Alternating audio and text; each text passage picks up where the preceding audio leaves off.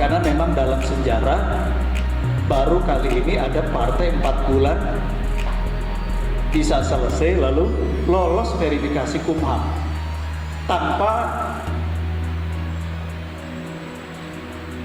macam-macam. Karena banyak juga yang berpikir, wah ini jangan-jangan ya karena jangan berarti jangan. Jadi semua kita lakukan secara murni sesuai dengan aturan prosedural, ya, dan tidak ada satu poin pun yang kita lewati sebagai pengecualian keadaan, ya. Jadi bahkan yang kita daftarkan saat ke Kumham itu melebihi semua persyaratan minimalnya. Nah, ini adalah ujian pertama yang sudah lewat.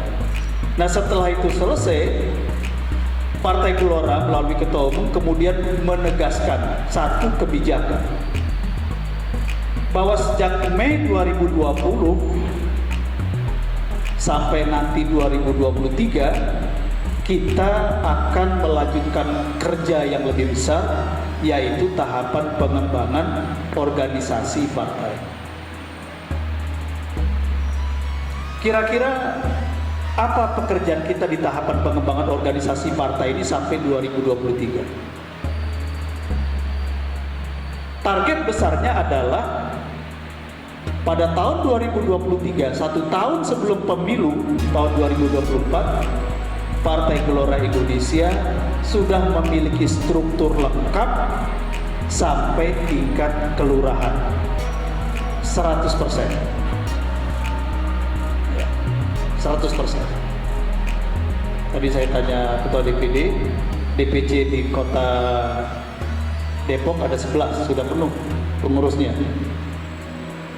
Lalu kelurahannya ada 63.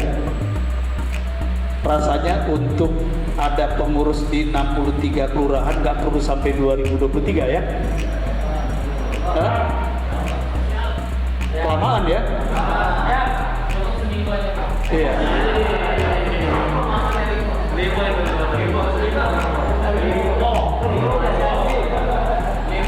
Kalau gitu, ini DPC mana? Limo. Pekan depan saya akan telepon Ketua DPD. Saya cek DPC Limo sudah lengkap belum?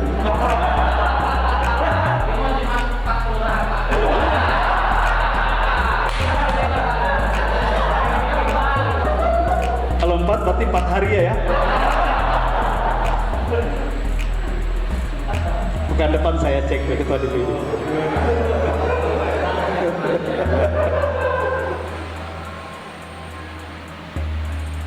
Jadi struktur sudah lengkap. Tapi yang harus kita ingat bahwa struktur itu adalah format legal dari sebuah organisasi. Struktur disebut ada kalau kemudian orang bisa tanya, ada DPC-nya, ada PAC-nya, ada. Kalau di kantor kelurahan itu biasanya ditulis di tembok ya, ada bagannya. Itu cuma format legalnya saja. Tetapi yang paling penting adalah elemen-elemen kekuatan dari struktur organisasi itu yang harus dilengkapi.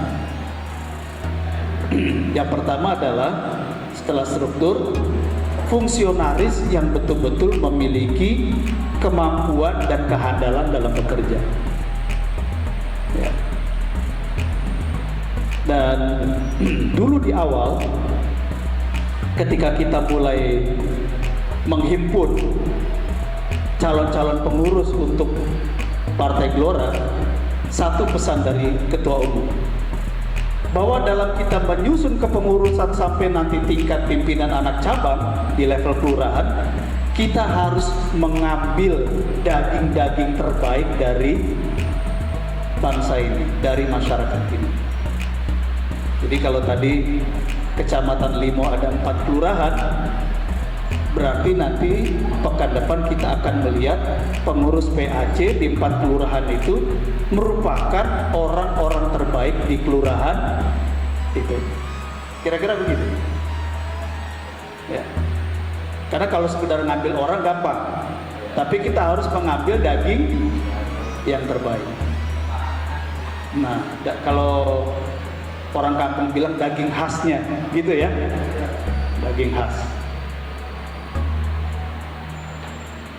Nah, itu yang kedua. Yang ketiga, jadi struktur pengurus.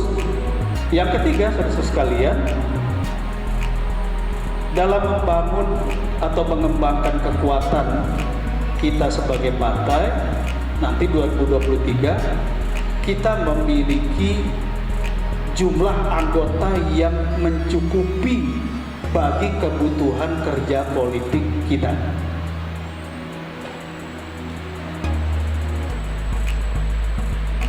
Kita harus memiliki jumlah anggota atau kader yang memenuhi atau mencukupi kebutuhan kerja politik kita.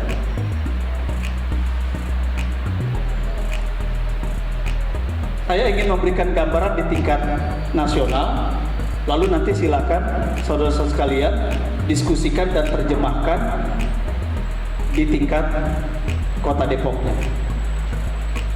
Di tingkat nasional, saudara-saudara sekalian, kalau kita berpikir pemilu tahun 2024 akan ada sekitar 195 jutaan pemilih minimal,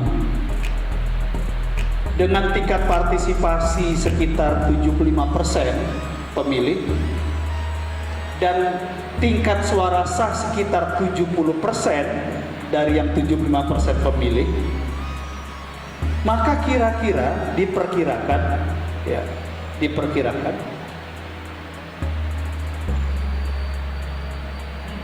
partai politik yang akan lolos parliamentary threshold, kalau menggunakan parliamentary threshold 4% seperti di pemilu 2019 kemarin, maka partai politik itu harus minimal memiliki suara berapa? 7 juta minimal. Tetapi kalau kita lihat diskusi di kalangan elit partai politik sekarang, kemungkinan besar parliamentary threshold ini akan dinaikkan sampai angka 7%. Bahkan kalau remnya blok bisa sampai 8%. Moderatnya kalau mereka baik hati itu paling naiknya sampai 5%. Jadi kalau kita asumsikan kenaikan parliamentary threshold itu adalah 7% di pemilu 2024 dengan penambahan jumlah pemilih, maka kira-kira setiap partai politik yang lolos parliamentary threshold itu adalah yang secara nasional vote-nya, suara nasionalnya harus mencapai 10 juta suara. Gitu. 10 juta suara. Secara nasional ya, nasional vote-nya. Nanti kalau didistribusi per kota kabupaten, ya tinggal kita lihat bagaimana proporsi jumlah penduduk masing-masing kota kabupaten. Itu 10 juta. Nah, bagaimana Partai Gelora Indonesia ini menyikapi angka 10 juta yang ekuivalen dengan 7% suara pemilih? Nah, saudara sekalian, tadi kan tema acara kita oleh Ketua DPD disebutkan gelorakan arah baru Depok, dan ini turunan dari arah baru Indonesia. Ide tentang arah baru Indonesia yang secara ringkas kita kenalkan dengan istilah mewujudkan Indonesia sebagai kekuatan kelima dunia, ini adalah sesuatu yang sangat besar, tetapi juga sesuatu yang sangat mungkin.